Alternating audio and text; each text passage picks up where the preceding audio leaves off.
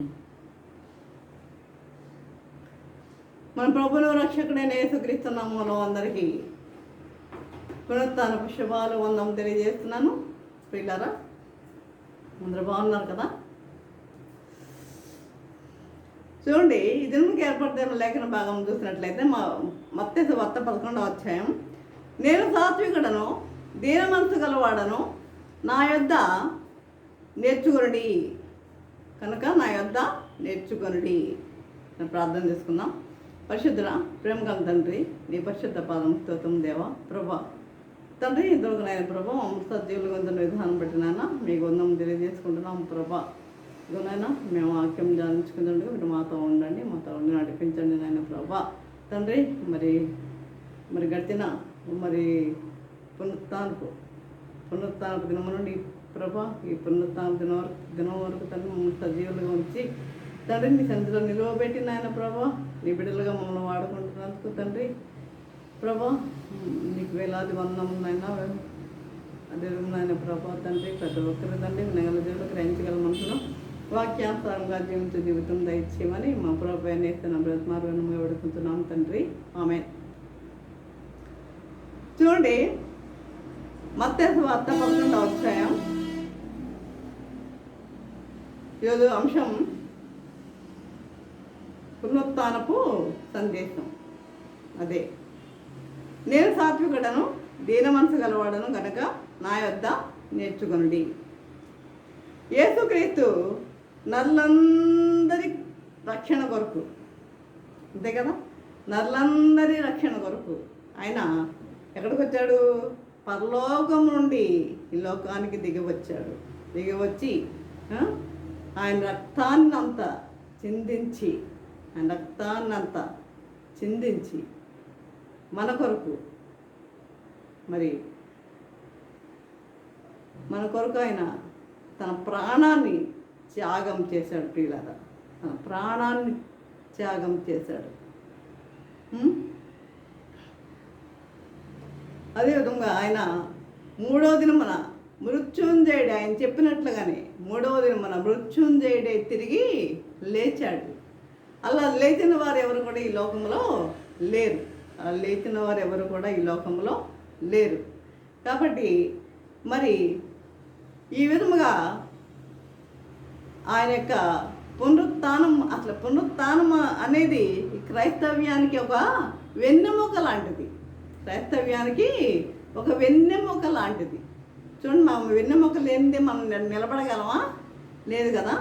కనుక ఈ క్రైస్తవ్యానికి ఈ యొక్క పునరుత్థానం అనేది ఒక వెన్నెముక లాంటిది. ప్రియులారా, ఆయన లేచిన తర్వాత 40 రోజులు 40 దినముల వరకు కనబడుతూ తన్ను తాను సజీవునిగా కనపరుచుకున్నాడు. ఆ సమయంలోనే కాదు కానీ తన్ను వెదుగు వారికి తన్ను తాను ప్రత్యక్షపరచుకుందునని తెలియజేశాడు. తన్ను వెదుగు వారికి, ఎవరైతే తన్ను వెతుకుతారో వారికి తను తాను ప్రత్యక్షపరచుకుంటానని తెలియజేస్తున్నాడు. అదేవిధంగా ఈరోజు చూడండి, మనం ధ్యానించబోయే వాక్యం ఏంటంటే శిష్యులకు మూడవసారి ప్రత్యక్షపరచుకున్న సందర్భం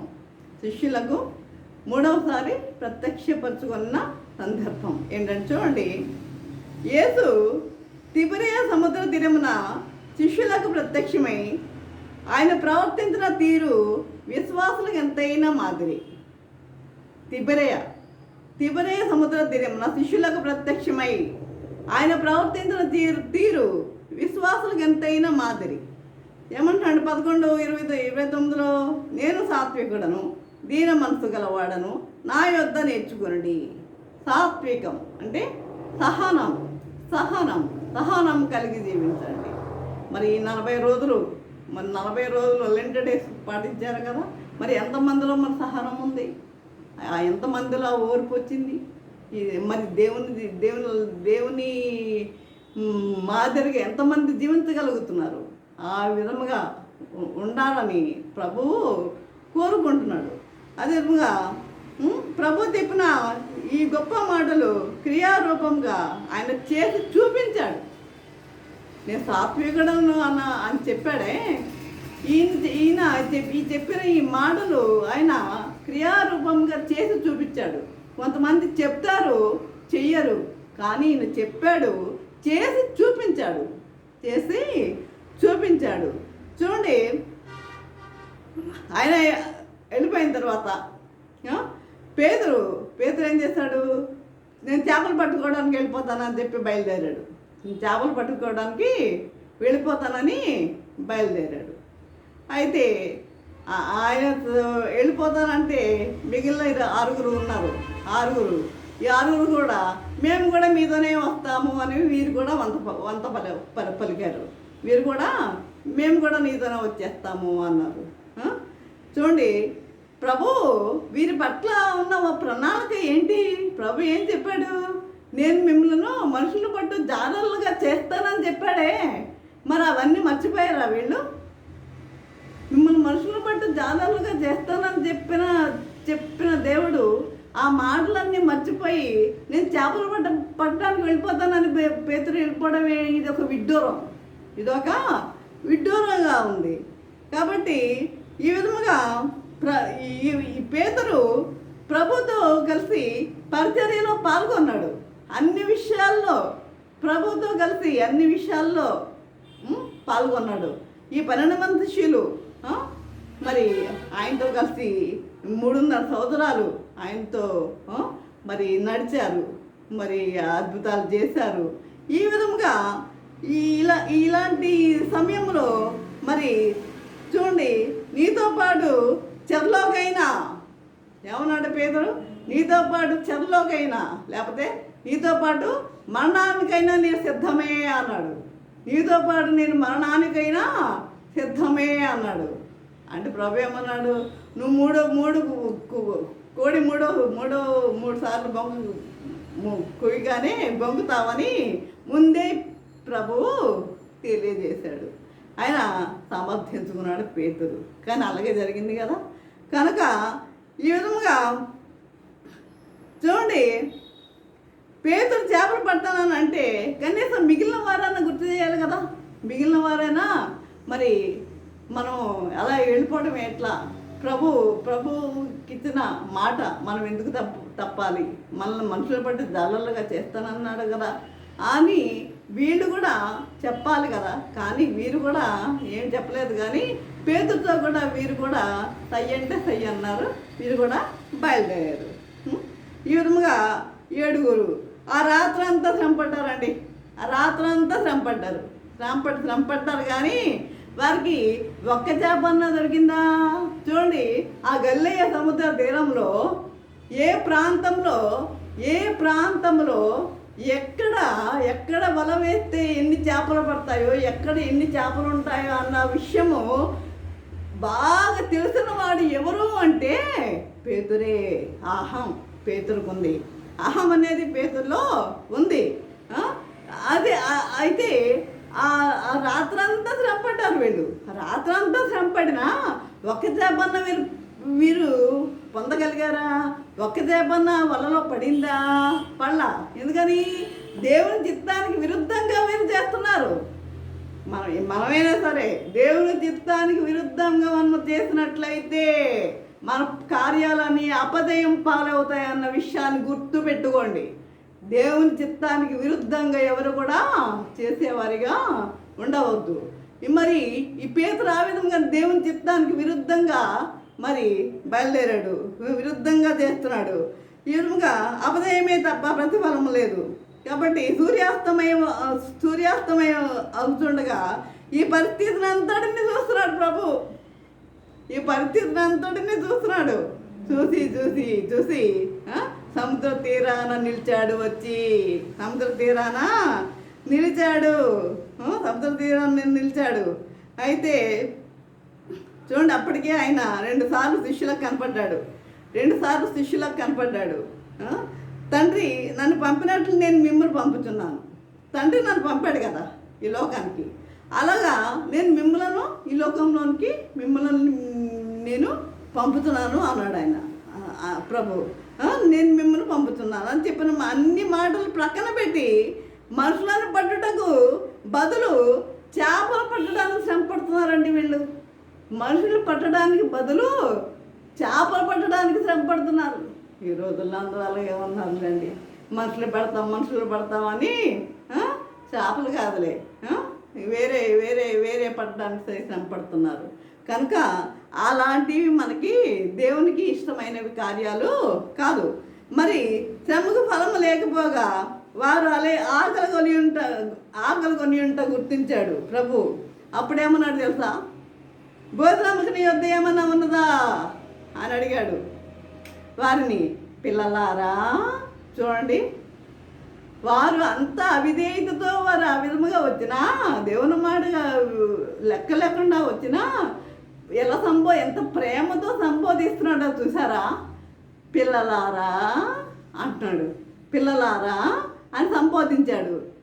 మీ దగ్గర ఏమన్నా ఉన్నదా? ఆయన వారితో ఉన్నప్పుడు చూడండి, లోకసువార్త 12:4 నా స్నేహితులైన మీతో చెప్తున్నది ఏమనగా, నేను ఆజ్ఞాపించిన వాటిని చేసిన ఎడల మీరు నా స్నేహితులై ఉందురు అని యోహానులో 15:14 చెప్పారు. కానీ వారి విశ్వాసములు ఇంకా పసిపిల్లలుగానే ఉన్నారు.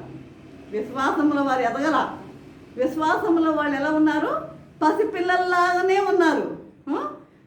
కాబట్టి పిల్లలారా అని పిలుస్తున్నాడు. అంటే వారు విశ్వాసములు ఇంక ఎదగలేదు కాబట్టి వారిని ఏమని పిలుస్తున్నాడు? పిల్లలారా అని పిలుస్తున్నాడు. కాబట్టి నీతో పాటు మరణిస్తామని భరోసా ఇచ్చారు. ఏమన్నారు వీళ్ళందరూ? నీతో పాటు మరణానికైనా మేము సిద్ధమే,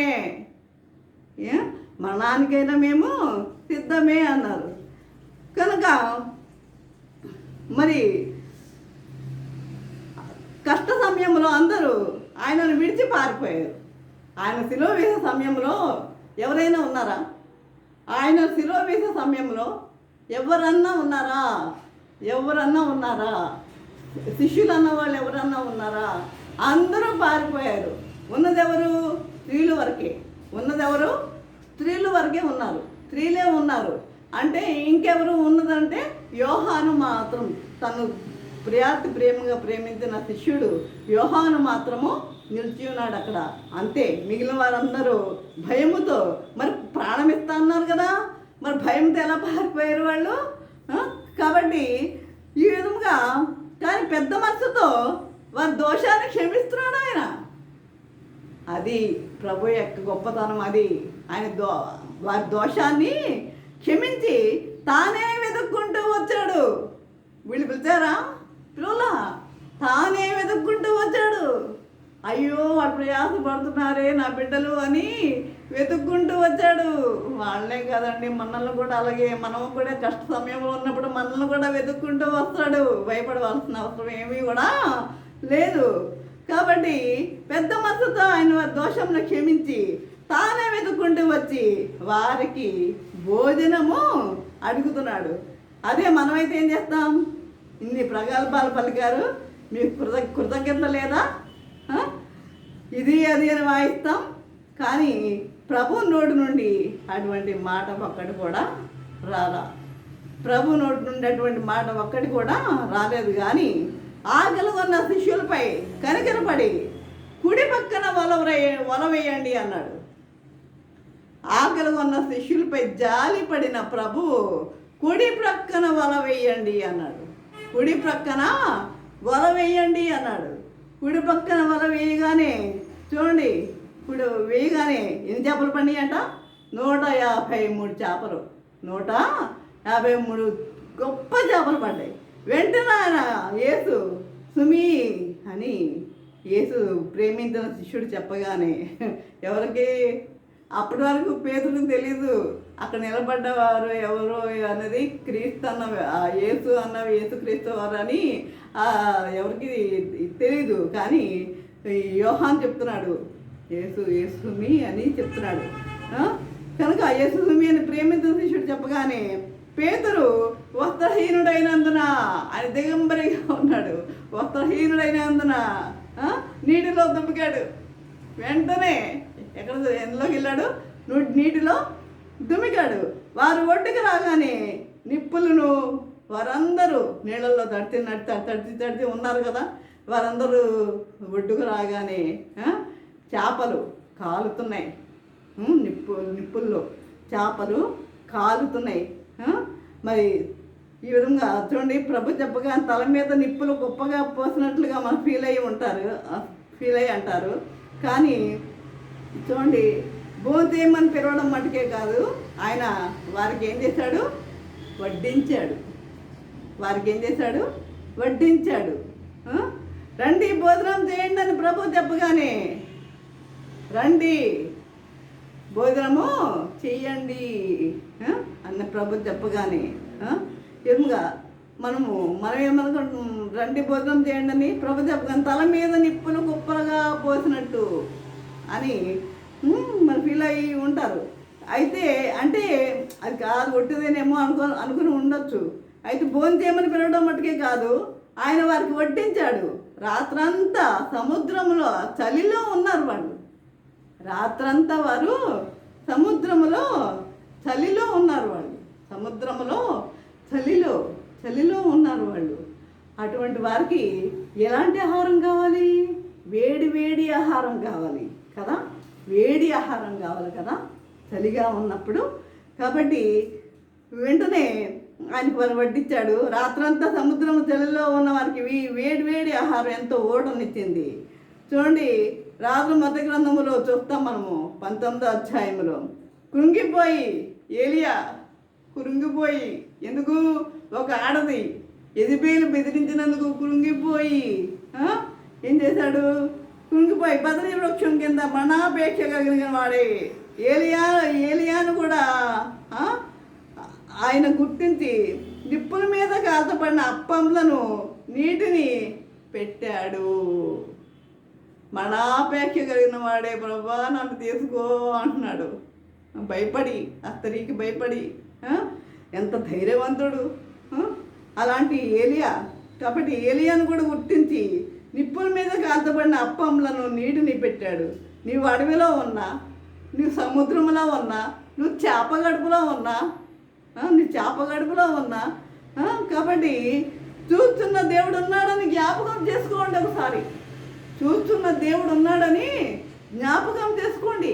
చూస్తున్న దేవుడు ఉన్నాడు, చూస్తున్నాడు మనల్ని, మన ప్రవర్తనంతో గమనిస్తున్నాడు ఆయన. అది గమనించండి. కాబట్టి చూస్తున్న దేవుడు ఉన్నాడని జ్ఞాపకం చేసుకుందాం. కీర్తన 39లో చూస్తే ఆయన దృష్టికి మరుగైనది ఏది లేదు. ఆయన దృష్టికి మరుగైనది ఏది కూడా లేదు. కాబట్టి కృంగిన వారిని లేవనెత్తే దేవుడు ఆయన. కృంగిన వారిని లేవనెత్తే దేవుడు. కృంగిపోకండి. శ్రమ దినమున నువ్వు కృంగిని ఎడల నువ్వు చేత కాని వాడగదు అని అన్నట్లు నువ్వు కృంగిపోవద్దు. కృంగిన వారిని లేవనెత్తే దేవుడు, పడిపోయిన వారిని ఉద్ధరించే దేవుడు, త్రోవ తప్పిన వారిని దారికి మళ్ళించి జీవము గల దేవుని కలిగి ఉంటే ఎంత భాగ్యం. అలాంటి దేవుణ్ణి కలిగి ఉంటూ మనకి ఎంత భాగ్యం అండి. ఒక్కసారి ఆలోచించండి, మనకి ఎంత భాగ్యం. ఆయన్ని మనము కలిగి, అలాంటి దేవుణ్ణి మనము, అలాంటి చూస్తున్న దేవుణ్ణి మనం కలిగి ఉంటాం. మనకి ఎంత భాగ్యం. వారు భోజనం చేస్తున్నంతసేపు ప్రభు ఏం మాట్లాడలేదు. మధ్యలో మాట్లాడారు అనుకోండి, సహజంగా వాడు కోపం వచ్చి వెళ్ళిపోతారు తినకుండా. అందుకని వాళ్ళు భోజనం చేస్తున్నంతసేపు ప్రేమగా అలా చూస్తూనే ఉన్నాడు. ఆ విధంగా ఆ సమయం అంతా కూడా ప్రభు ఖాళీగానే కూర్చుని ఉన్నారు. ఆయన వారు చేసిన ద్రోహాన్ని వారికి గుర్తు చేయవచ్చును, కానీ వారి అతిక్రమముల విషయమై దయ కలిగి ఎన్నడూ జ్ఞాపకము చేసుకున్నాను. వారి అతిక్రమం విషయంలో దయ కలిగి ఎన్నడూ జ్ఞాపకం చేసుకున్నానని చెప్పిన వాక్యాన్ని ప్రభు ఎంతగా పాటిస్తున్నాడు. పనికి మాలిన వాడు కీడును త్రవి పైకెత్తునని సామెతల గ్రంథం చెప్తుంది. పనికి మాలిన వాడు ఏం చేస్తాడంట? కీడును త్రవి పైకెత్తుతాడంట. కాబట్టి పరిశుద్ధుడైన దేవుడు క్షమించి మర్చిపోయే దేవుడు. మర్చిపోవాలి, ఎప్పుడు మర్చిపోవాలి మనం. అంతేగాని వారి మీద ద్వేషం ఉంచుకునేవారిగా ఉండొద్దు. కాబట్టి క్షమించి మర్చిపోయే దేవుడు. బైబిల్ గ్రంథంలో ఇటువంటి సంఘటనలు మనము 1-2 చూస్తాం. బైబిల్ గ్రంథంలో మనము 1-2 చూస్తాం. రెండవ రాళ్ళ గ్రంథము 6వ అధ్యాయంలో సిరియన్లు ఇశ్రాయేలీలు మీదకు దండెత్తారు. అయితే ఎలీషా వారి కంట్లకు ఏం చేశాడు? అంధత్వం కలుగజేశాడు ఎలీషా. వారి కళ్ళకు అంధత్వం కలుగజేసి షోమ్రోన్లో నడిపించాడు. వారు కళ్ళు తెరవబడినప్పుడు వారు శత్రువుల మధ్య ఉన్నామని గ్రహించి కంగారు పడ్డారు. శత్రువుల మధ్య ఉన్నామని గ్రహించి, కానీ రాజు ఎలీషా సలహాను ఇశ్రాయేలీలు సిరియన్లు చంపకుండా ఆపి, రాజు ఎలీషా సలహాను ఇశ్రాయేలీలు సిరియన్లు చంపకుండా ఆపి వారికి విస్తారమైన భోజన పదార్థాలు వండి వడ్డించగా వారు అన్నపానములు పుచ్చుకొని వెళ్ళిపోయారు. తిరిగి ఎన్నడూ ఇశ్రాయేలుపై దండెత్తలేదు. మేలు చేత కీడును జయించమన్న వాక్యము ఎంత సత్యం. మేలు చేత మనం ఏం చేయాలి? కీడును జయించాలి. మేలు చేత మనం కీడును జయించాలి. కాబట్టి ఈ విధంగా ప్రియులారా, మరి ఇట్లా ఆది కాండంలో కూడా ఏసేపు కూడా అన్నలను ఒక్క మాట అనలేదు కదా. ఏసేపుని ఎన్ని బాధలు పెట్టారు, కానీ ఒక్క మాట అన్నారా? అనలా. కానీ తను అమ్మివేసినందుకు బాధపడవద్దని ఊరడించాడు. దావీదు కూడా చేతికి దొరికిన సౌలును చంపకుండా 2 సార్లు వదిలేశాడు. చేతికి దక్కిన సౌలును కూడా చంపకుండా 2 సార్లు వదిలివేసి సౌలుతో ఎంతో వినయముగా మాట్లాడాడు. యేసు తన శిష్యులు భోంచేస్తున్నప్పుడు మౌనముగా ఉండి మాట్లాడలేదండి. మౌనముగా ఉన్నాడు కానీ మాట్లాడలేదు. మరి కొందరు స్త్రీలు భర్తలు భోంచేస్తున్నప్పుడే మొదలెడతారు దండకం. దండకం. అప్పుడు ఏం చేస్తాడు? భర్త అన్నం వదిలిపెట్టి వెళ్ళిపోతాడు. కాబట్టి విశ్వాసమైన స్త్రీలకి తగదు. మరి ఏదైనా అంటే శిష్యులు కూడా సిగ్గుపడి భోంచేయడం మానేస్తారేమో. నన్ను భోజనం అయ్యే వరకు మాట్లాడలేదు. వారు భోజనం చేసిన తర్వాత పేతురును చూసి, వీరికంటే నన్ను ఎక్కువగా ప్రేమించుతున్నావా అని అడిగాడు. వీరికంటే నన్ను ఎక్కువగా ప్రేమించుతున్నావా అని అడిగాడు. పేతురు, నీవు ఇన్ని గొప్పలు చెప్పావు కదా, నీవు బొంకుతావని చెప్పినా కానీ నీ కొరకు మరణిస్తానని ఖండితంగా చెప్పావు కదా, నా కొరకు మరణిస్తానని ఖండితంగా చెప్పావు కదా, మరి నీవెందుకు పారిపోయావని అడగలేదు. చాలా సున్నితంగా పేతురు చేసిన దాన్ని జ్ఞాపకం చేస్తున్నాడు. పేతురు కూడా తన తప్పును గ్రహించి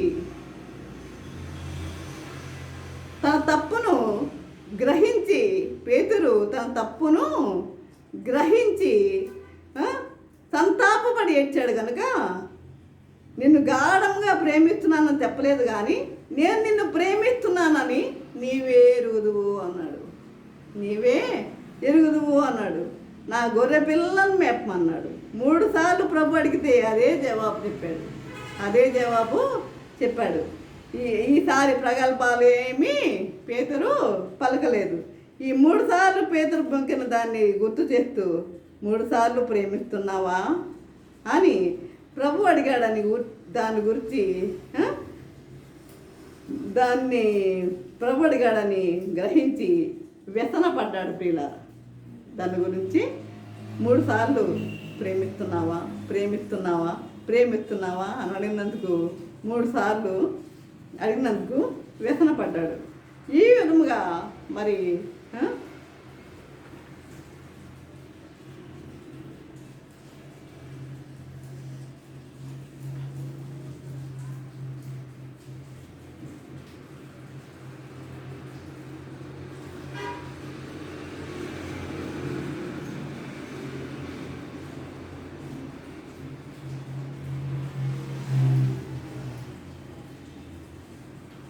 కాబట్టి ఈ విధంగా దేవునికి మనము విధేయులుగా ఉండటము నేర్చుకునేవారిగా ఉండాలి.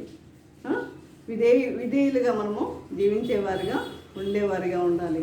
ఆ విధంగా ఉండాలని ప్రభువు కోరుకుంటున్నాడు. ఈ విధంగా జీవించటకు పరిశుద్ధాత్మ దేవుడు సహాయం చేసి నడిపించునుగాక. ఆమె ప్రార్థన చేసుకుందాం. పరిశుద్ధుడ ప్రేమగల తండ్రి, నీ పరిశుద్ధ పాదముకు స్తోత్రం దేవా. ప్రభా తండ్రి, ఇంతకున్నాయి ప్రభా, నీ వాక్యం ద్వారా తండ్రి మాతో మాట్లాడిన విధానం బట్టినైనా మీకు వందనం తెలియజేసుకుంటున్నాం దేవానైనా. ఇదిగో తండ్రి ప్రభా, నేను సాత్వికుడను, దీనమనసు కలిగిన వాడను అందుకన్నా మరి దీనమనసు కలిగిన వాడని మీకు తెలియజేస్తున్నాను నేను ప్రభా. తండ్రి మేము కూడా అలాంటి సాత్వికం కలిగి ఉంటకు నీ కృప చూపండి నాయన ప్రభా. తండ్రి, నీ బిడ్డలుగా మేము జీవించే వారిగా ఉండగా నీ కృప అనుగ్రహించమని ఎదురేడనేసి నమ్రత మరియు నమ్మగా విడుకుంటున్నాం తండ్రి. ఆమెన్. తండ్రి అయిన దేవుని ప్రేమయు, కుమారుడైన క్రీస్తు కృపయు, పరిశుద్ధాత్మక సహవాసము సకల దేవుళ్ళు సదాకాలము ప్రభా. ఎంతమంది అయితే ప్రభా వాక్యం విని నలుగురు ఒక్కరికి తోడే నిల్చుండము కాక. Amen, amen, amen.